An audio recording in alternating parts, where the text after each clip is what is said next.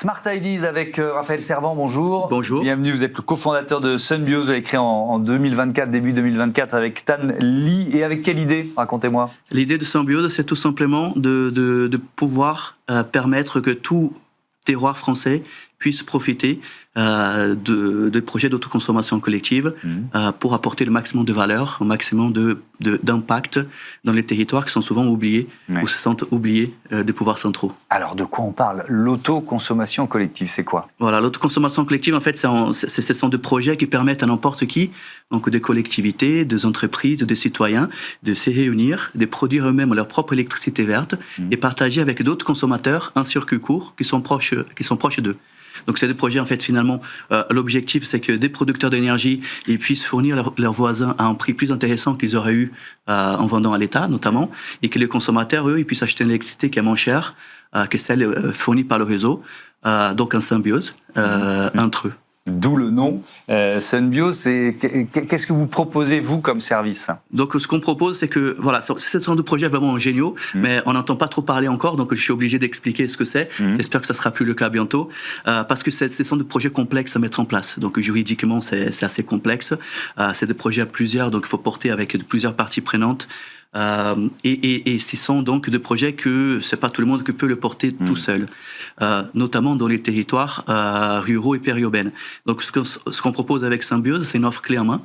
On prend en charge absolument tous les processus de A à Z, même en investissement, donc qui permet du coup que n'importe qui, n'importe où, on puisse profiter de l'autoconsommation collective, puisque voilà, nous, on développe pas un projet comme on portait de projet le ferait, on développe une suite, un programme de projets, donc nous avons tous les outils, toute la connaissance, tous les savoir-faire pour le faire mieux, pour le faire moins cher et pour le faire plus vite.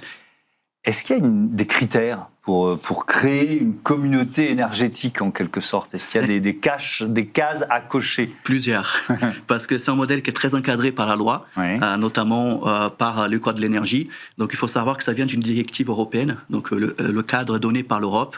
Après, chaque pays, il fait une transcription de ce cadre dans ses propres lois.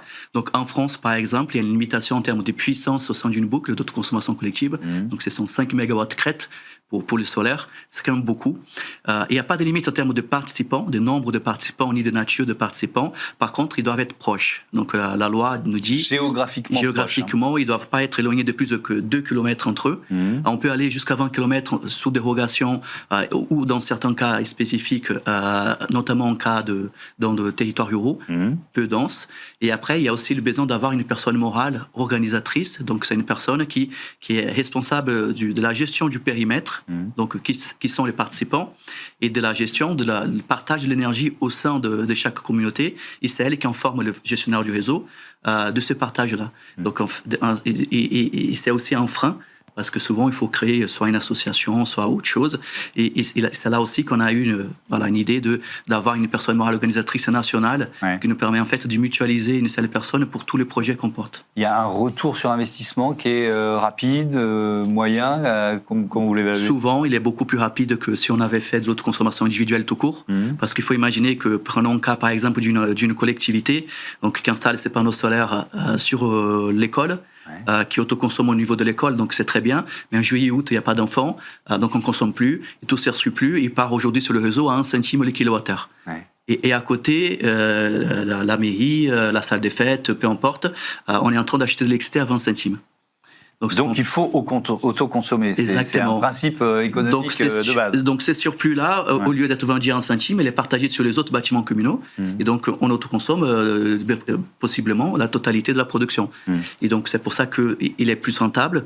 Bien sûr, il faut contrebalancer ça avec le frais des créations dû à la complexité. Mais voilà, une boucle d'autoconsommation collective qui est bien conçue, qui est bien gérée, elle est fortement plus rentable et plus résiliente qu'un projet d'autoconsommation individuelle.